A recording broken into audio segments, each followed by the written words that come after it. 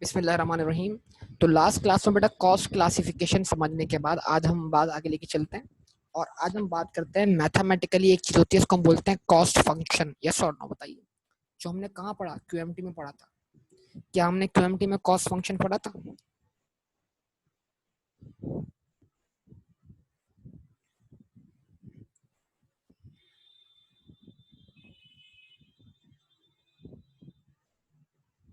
Cost function अगर आपको याद हो तो हम असल में बेसिकली आप जानते हैं एक इक्वेशन है, लीनियर इक्वेशन, जिसको हम डिनोट करते हैं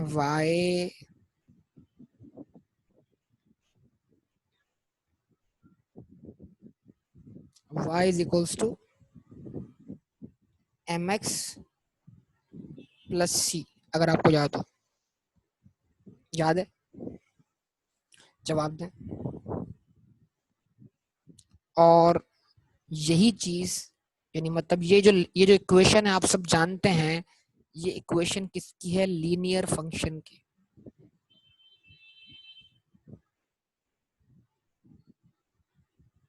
it is equation of what? Linear function. ऐसा ही है। यही चीज हमने स्टेटिस्टिक्स में पढ़ी। कैसे?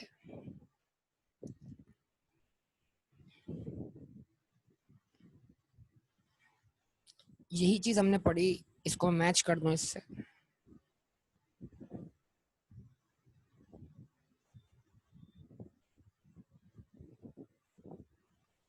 यही चीज हमने स्टेटिस्टिक्स में पढ़ी।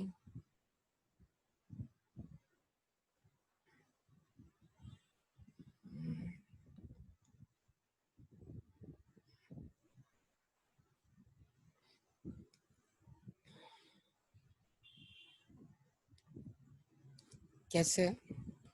y इज इक्वल्स टू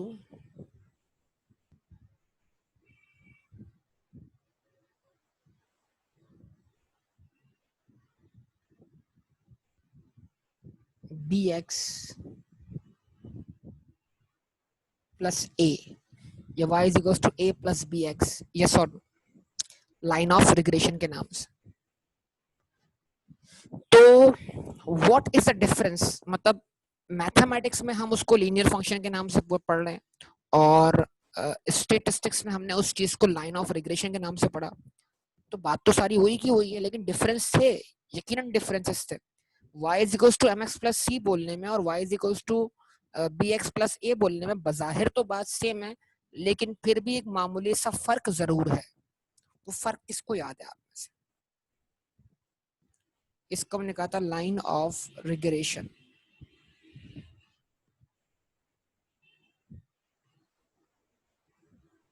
जवाब दें।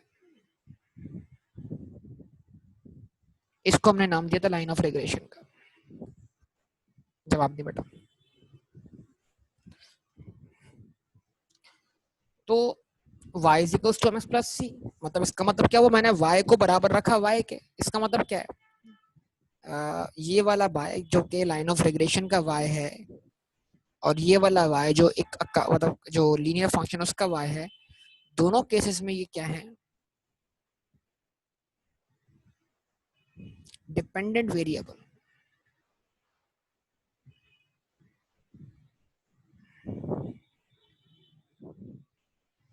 जवाब दें। ठीक है। और ये जो x है, दोनों केस में ये क्या है? Independent variable.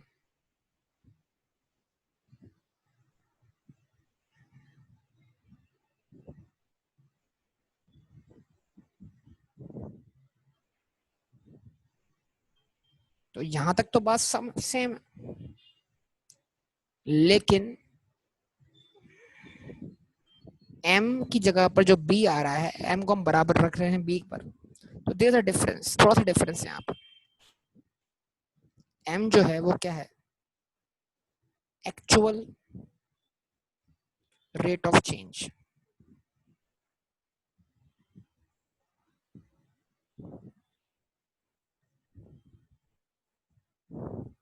In y due to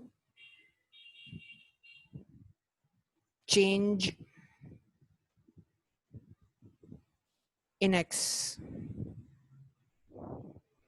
जवाब दें, या एक्चुअल स्लोप। लेकिन ये जो बी था ना, बी, इसको हम एक्चुअल स्लोप नहीं मानते, हम इसको बोलते थे एस्टिमेटेड, एस्टिमेटेड स्लोप। क्या ख्याल है? Estimated slope, estimated change in y due to change in x, average change in y due to change in x। तो इसका मतलब क्या था, रिग्रेशन में और लीनियर फंक्शन वाले y is equal to mx, मतलब फंक्शन तो सेम परफॉर्म कर रहे थे, लेकिन बस एक चीज का फर्क था कि हम उसको m से और इसको b से डिनोट क्यों कर रहे हैं। m से जब भी हम उसको डिनोट करेंगे तो बात पक्की है कि हाँ भाई यही एक्चुअल स्लोप है, लेकिन जब हम उसको b से डिनोट करेंगे तो मतलब ये हुआ कि यार ये एक्चुअल स्लोप तो नहीं, ये एस्टिमेटेड स्लोप है, ये अंदाजा है, ये एस्टिमेट है, ये एस्टिमेशन है, ये लाइन ऑफ बेस्ट फिट है। तो line of best fit, line of best fit, जवाब दे।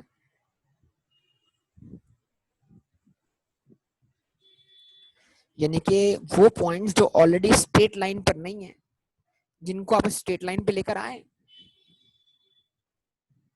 वो पॉइंट्स पहले से स्ट्रेट लाइन पे नहीं थे, वो तो स्कैटर्ड थे, बिखरे हुए पॉइंट्स थे, उनको तो आप स्ट्रेट लाइन पे लाए हैं बेसिकली। तो इसका मतलब ये फिर जो स्ट्रेट लाइन बनी है वो तो एक एस्टिमेटेड लाइन बनी है ना, वो एक एवरेज लाइन बनी है। सारी बातें आप ये पढ़ी हुई बातें और यहाँ अप्लाई होती है दोबारा से, इनको रिकॉल कर लीजिए बस आप लोग। तो ये आपके सामने क्या हो गया, डिफरेंस हो गया। उसके बाद सी जो है उसको हम क्या बोलते हैं, वाई इंटरसेप्ट।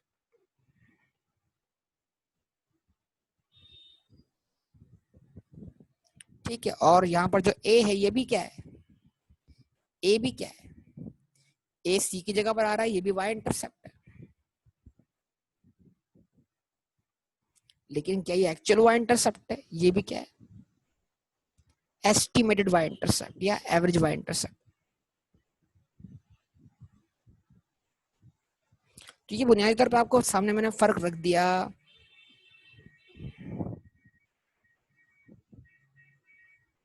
ठीक है, ये आपके सामने फर्क रख दिया मैंने इस चीज का। क्लियर यहाँ तक बात बेटा सबको, कोई मुश्किल तो नहीं है इसके अंदर? चलिए आगे बढ़ते हैं। अच्छा, अब कॉस्ट फंक्शन वाली बात कर लेते हैं दोबारा से।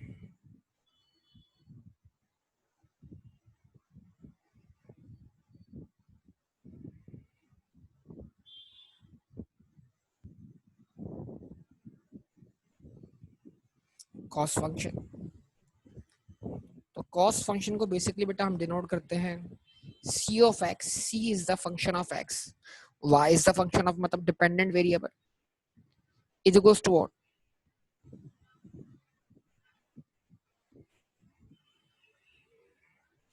Total variable cost plus total fix cost. Cost के दो कंपोनेंट आप जानते हैं, वेरिएबल कॉस्ट और फिक्स कॉस्ट। और वेरिएबल कॉस्ट निकालने का तरीका क्या है आपके पास, एवरेज वेरिएबल कॉस्ट को अगर आप मल्टीप्लाई कर दें किससे, यूनिट से, प्लस कर दें उसमें क्या, टोटल फिक्स कॉस्ट, तो ये बन जाएगा आपका बेटा कॉस्ट फंक्शन।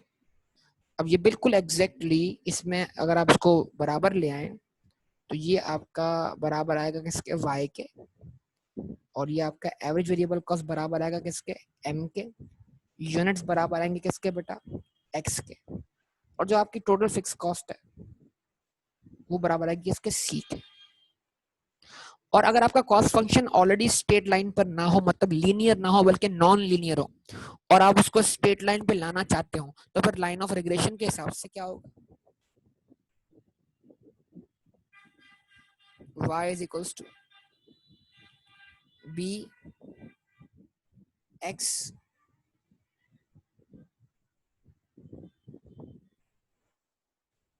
प्लस a, या y is equals to a plus bx। बात वही है, बात वही है, लेकिन बस कम्युनिकेशन का फर्क है, सिंबल्स चेंज क्यों किए, सिंबल चेंज इसलिए किए ताकि एक बंदे को इम्प्लाइडली कोई बात कम्युनिकेट हो जाए कि हाँ भाई जो एक्चुअल डेटा था वो ऑलरेडी लीनियर था, या एक्चुअल डेटा ऑलरेडी अगर लीनियर नहीं था तो हम उसको लीनियर बनाकर प्रेजेंट कर रहे हैं। यस और नो? रिस्पॉन्स चाहिए बेटा आप सबका भरपूर तरीके से जवाब दीजिए।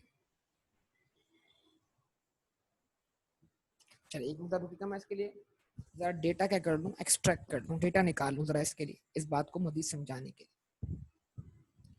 तो अब इसके अंदर हम डेटा रखते हैं आपके सामने और डेटा के जरिए देखते हैं कि जो डेटा हमें दिया हुआ है वो किस नौइयत का है, उसको जरा रीड करके देखते हैं।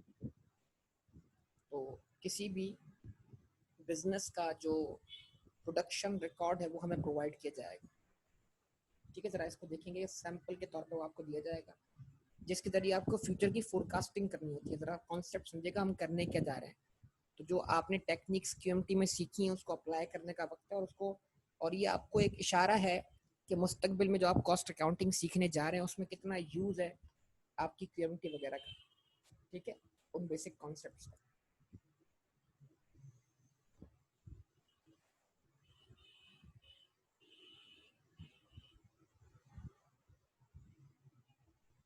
तो एक क्वेश्चन आपके सामने रख रहा हूँ,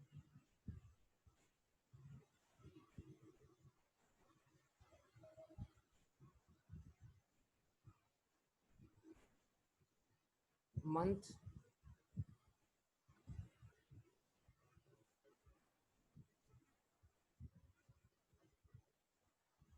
प्रोडक्शन यूनिट्स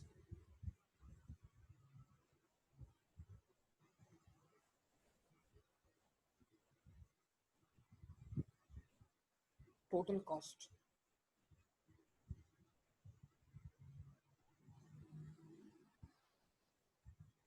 ठीक है,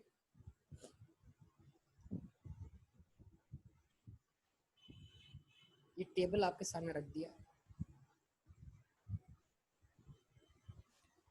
मंथ कौन सा है?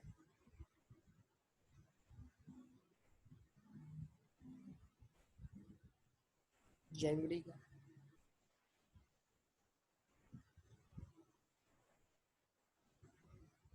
फरवरी, मार्च, अप्रैल, मई एंड जून। ठीक है जी, और ये आपके सामने है। तो लिखा हुआ क्या आ रहा है? जनवरी के मंथ में हमारी जो प्रोडक्शन थी वो 5,800 यूनिट्स थी, और जब हमने 5,800 यूनिट्स प्रोड्यूस किए तो हमारी टोटल प्रोडक्शन कॉस्ट कितनी थी? 40,300। डेटा आप कॉपी करते रहिएगा साथ साथ। फरवरी के मंथ में जो हमने आउटपुट प्रोड्यूस किया 7,700 क्या थी? उन आउटपुट की क्वांटिटी थी, वॉल्यूम था, और 47,100 जो था वो आपका प्रोडक्शन कॉस्ट था। मार्च के महीने में आपने 8,200 यूनिट प्रोड्यूस किए और आपने उनको प्रोड्यूस करने की कॉस्ट क्या देखी? 48,700। जी जनाब। उसके बाद अप्रैल के मंथ में आपने 6,100 यूनिट्स प्रोड्यूस की और उसको प्रोड्यूस करने की कॉस्ट 40,600। आपने मई के महीने में 6,500 यूनिट्स क्या किए? प्रोड्यूस किए, और उसको प्रोड्यूस करने की कॉस्ट जो है वो 44,500।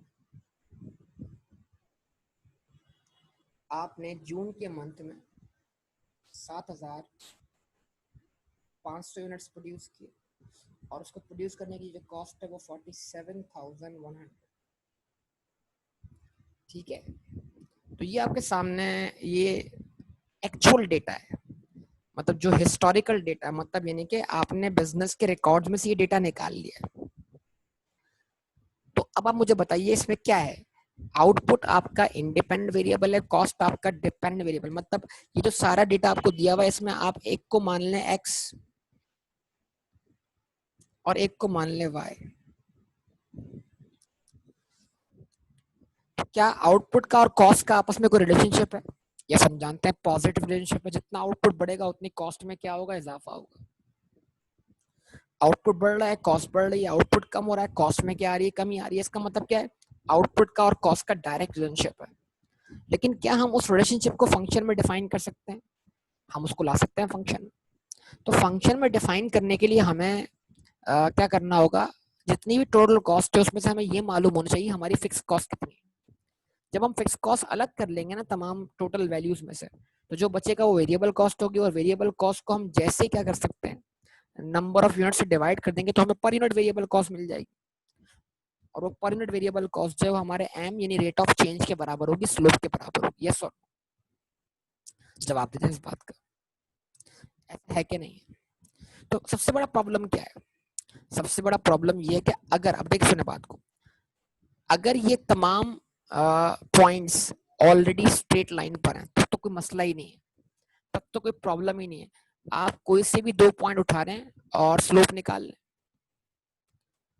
अगर कोई से भी दो पॉइंट उठाकर स्लोप क्या आता है? सेम आता है। रेट ऑफ चेंज क्या आता है? सेम आता है। तो इसका मायना ये होगा कि ये तमाम पॉइंट्स जो हैं वो स्ट्रेट लाइन में फॉल करते हैं। तो हमें कोई लाइन फाइंड करने की जरूरत ही नहीं है, मतलब तभी ऑलरेडी स्ट्रेट लाइन पर है। तो हम किसी भी दो पॉइंट से स्लोप या किसी भी दो पॉइंट से हम इक्वेशन क्या कर सकते हैं? फाइंड कर सकते हैं। हम किसी भी दो पॉइंट से अपना कॉस्ट फंक्शन फाइंड कर सकते हैं। यस और नो? लेकिन हम चाहते हैं कि हम क्योंकि सीख रहे हैं और हम चीजें रिकॉल भी कर रहे हैं, तो हम जरा इसका एक ग्राफ बना लें अपनी अंडरस्टैंडिंग के लिए, ताकि हमें चीजें याद आ जाएं कि हाँ भाई क्या ये स्ट्रेट लाइन पर मौजूद है या नहीं। तो हम क्या कर लेते हैं, हम यहाँ पर बना लेते हैं इसका एक डायग्राम, और उस डायग्राम के जरिए हम समझते हैं कि भाई क्या ये पॉइंट्स ऑलरेडी स्ट्रेट लाइन पर मौजूद हैं या नहीं। ये पॉइंट स्कैटर्ड पॉइंट्स, ठीक है। और ये आपके लिए कोई नई बात नहीं है, लेकिन फिर भी जस्ट फॉर रिकॉल,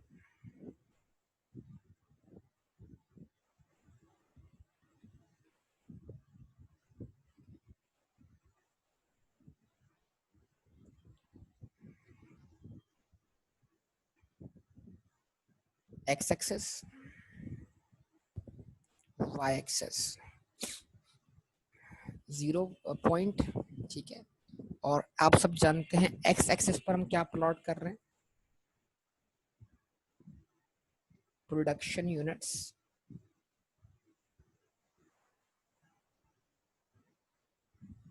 ठीक है। और आप सब जानते हैं वाई एक्सेस पर हम क्या प्लॉट कर रहे हैं?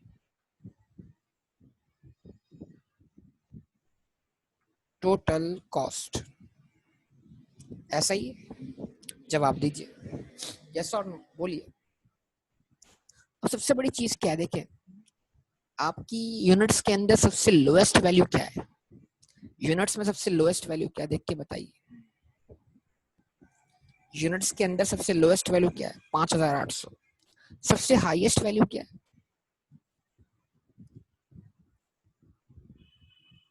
सबसे हाईएस्ट वैल्यू क्या है? 8200। गुड।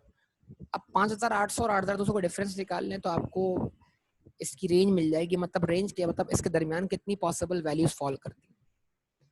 तो इस दरमियान का आपने स्केल बनाना है, ठीक है। 8200 माइनस 5800, डिफरेंस क्या आ रहा है बताइए?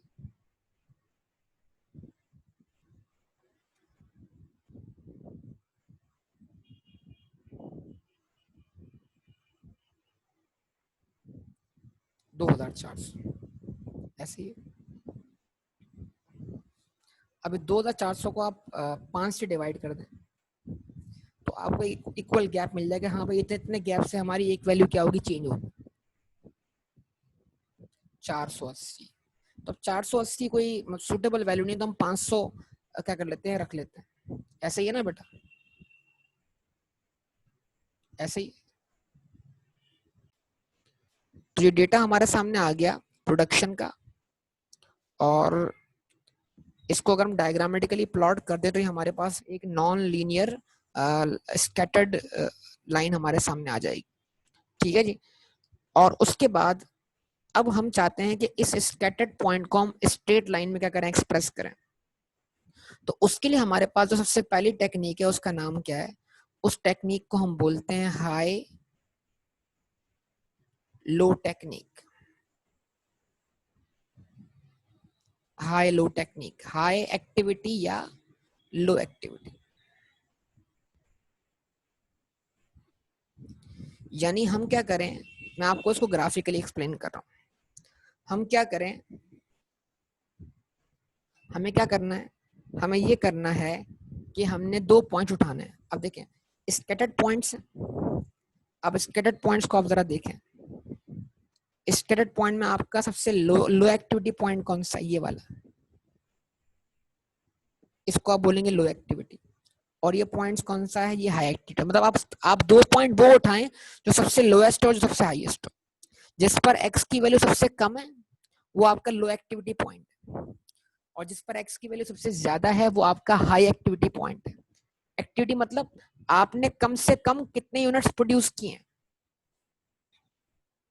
जवाब दो भाई, रिस्पॉन्स दो ना भाई आप लोग।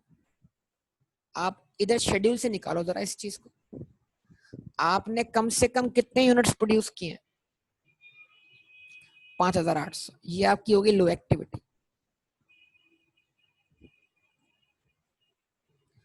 आप x, y चूज कर लो इसको। ये हो जाएगा x1, ये हो जाएगा y1। और आपकी हाई एक्टिविटी कौन सी है, ये है।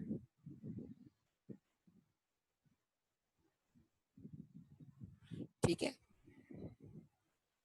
यानी आप सबसे लो एक्टिविटी चूज करो, सबसे हाई एक्टिविटी चूज करो। कर ली चूज। और क्या करो, इन दो हाई और लो एक्टिविटी के जरिए एक लाइन ड्रॉ कर दो, इन दोनों पॉइंट्स को मिलाकर ऐसे। यानी इन दो लाइंस, यानी हाई और लो के दरमियान एक लाइन खींच दो। जो लाइन क्या हो जाएगी, आपकी इक्वेशन ऑफ, मतलब आपकी कॉस्ट फंक्शन की लाइन कहलाएगी, जिसके दरमियान बाकी तमाम जो आपका डेटा होगा वो ऑन एवरेज एग्जिस्ट कर जाएगा। यानी इसका मतलब क्या है, लाइन ऑफ रिग्रेशन के बगैर अब हम स्ट्रेट लाइन निकाल रहे हैं। कैसे, उस टेक्निक को हम हाई एक्टिविटी और लो एक्टिविटी बोल रहे हैं। इसका मतलब क्या हुआ, अब ये लाइन ग्राफिकली, यानी ग्राफिकली तो आपके सामने आ गई है। ये लाइन मैथमेटिकली इसका फंक्शन क्या होगा, तो वो फंक्शन निकालने के लिए हम क्या करते हैं, हाई एक्टिविटी लिखते हैं और लो एक्टिविटी लिखते हैं। तो आप भी क्या करें, मुझे फॉलो करें और लिखें। देखें आपने लिखा हाई एक्टिविटी,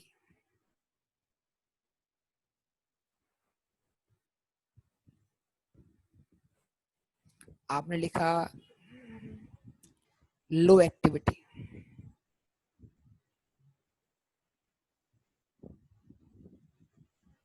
ठीक है, और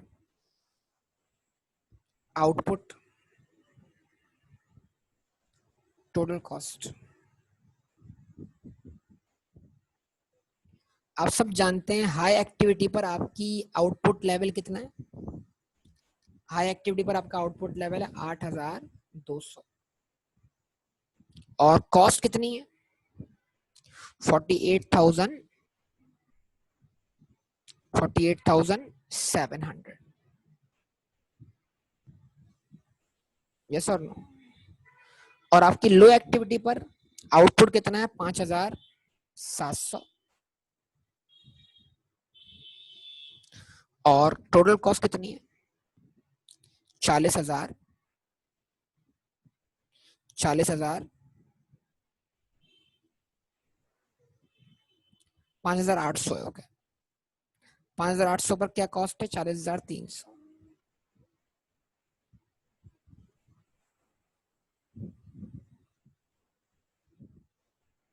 ठीक है जी, ओके।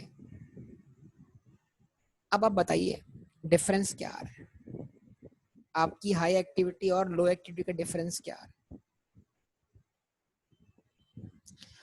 8,200 यूनिट्स में से आपने 5,800 यूनिट्स क्या किए, माइनस किए। क्या डिफरेंस आया 24। 40,300 यूनिट्स में से आपने 48,700 यूनिट्स माइनस की, सॉरी 48,700 कॉस्ट में से आपने 40,300 की कॉस्ट क्या की, माइनस की। डिफरेंस क्या है 8,400। आगे डिफरेंस इस डिफरेंस को कैसे इंटरप्रेट करें?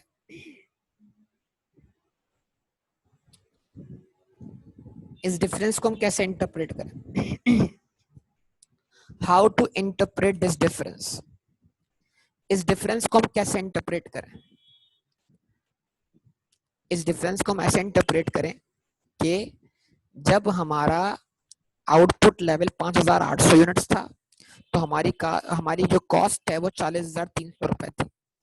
जब हमारा आउटपुट 5,800 से बढ़कर कहाँ पहुंचा, 8,200 तक, तो हमारे आउटपुट में 2,400 मजीद यूनिट्स क्या हुए, ऐड हुए। यस और नो? यस और नो?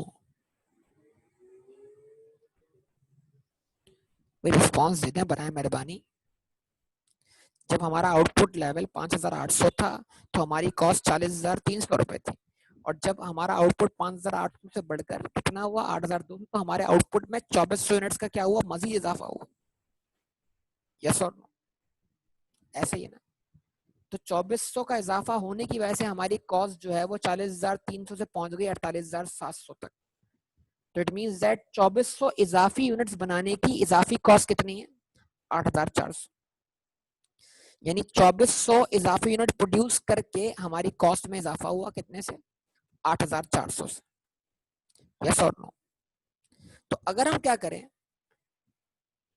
अगर हम एवरेज वेरिएबल कॉस्ट निकालना चाहते हैं, स्लोप निकालना चाहते हैं, रेट ऑफ चेंज निकालना चाहते हैं, तो हमें चाहिए कि हम इस 8,400 को डिवाइड कर दें किससे, 2,400 से।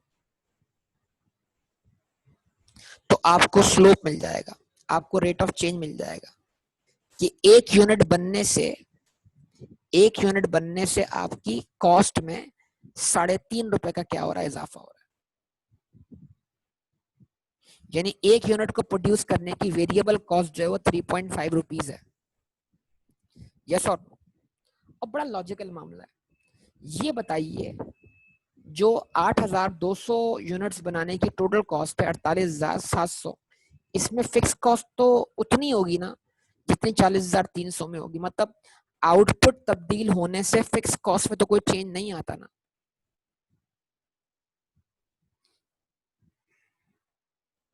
आप सबका रिस्पॉन्स चाहिए बेटा। आउटपुट तब्दील होने से फिक्स कॉस्ट में तो चेंज नहीं आता ना। तो जितनी फिक्स कॉस्ट 48,700 में है उतनी ही फिक्स कॉस्ट 40,300 में।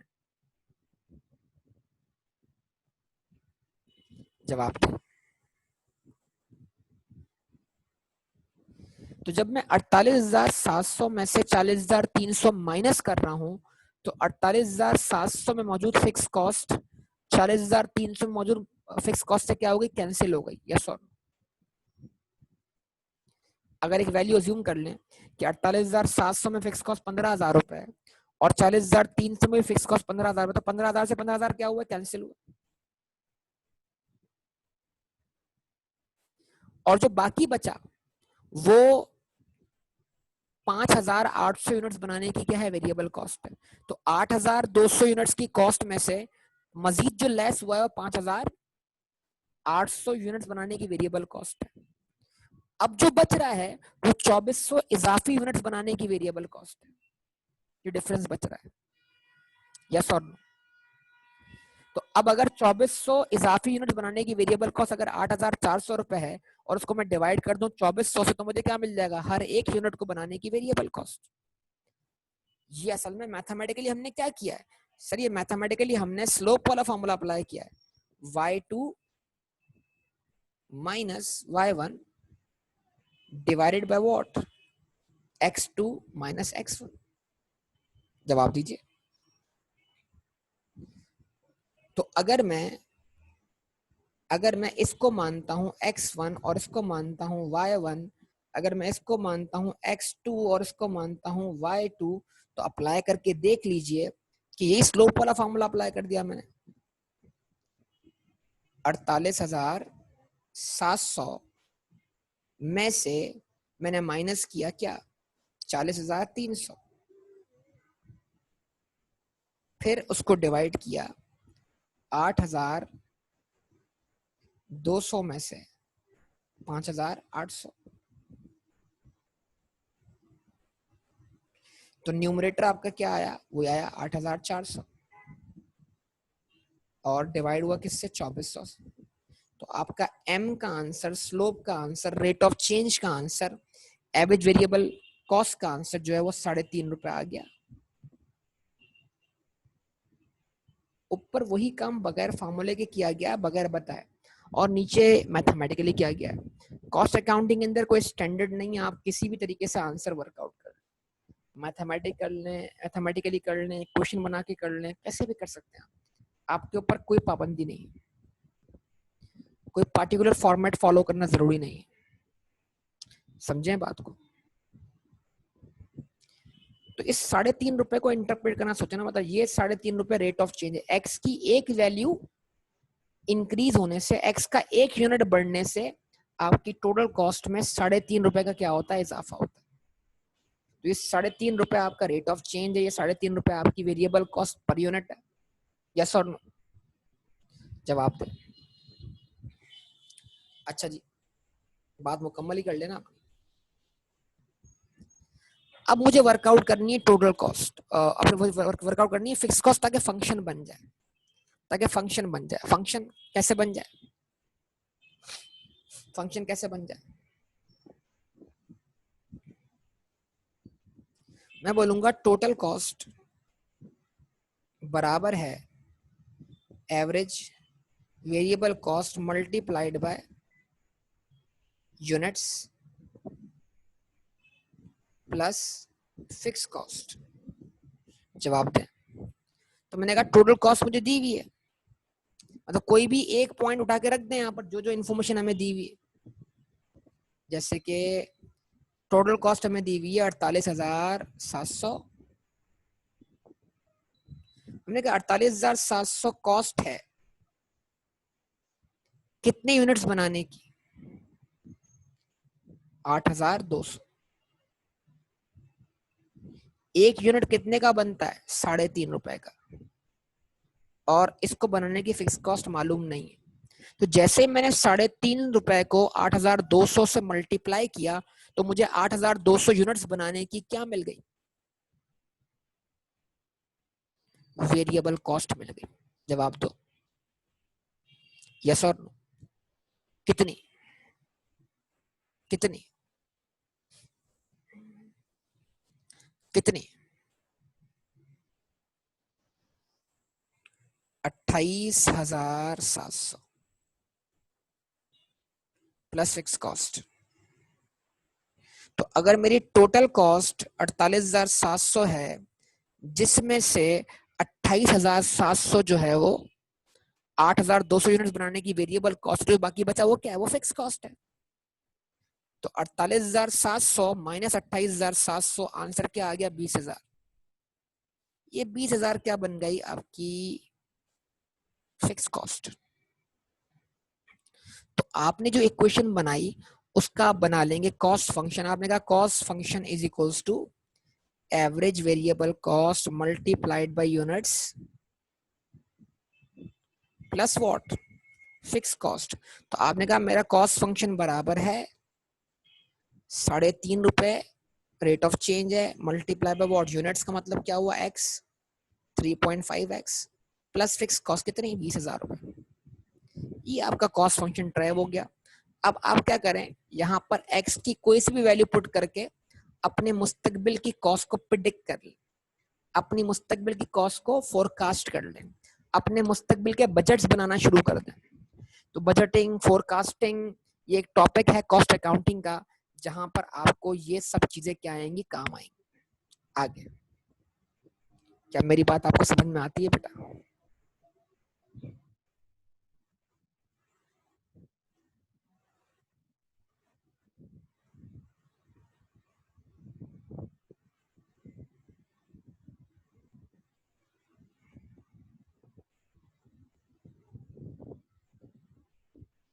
तो ये कॉस्ट फंक्शन बन गया।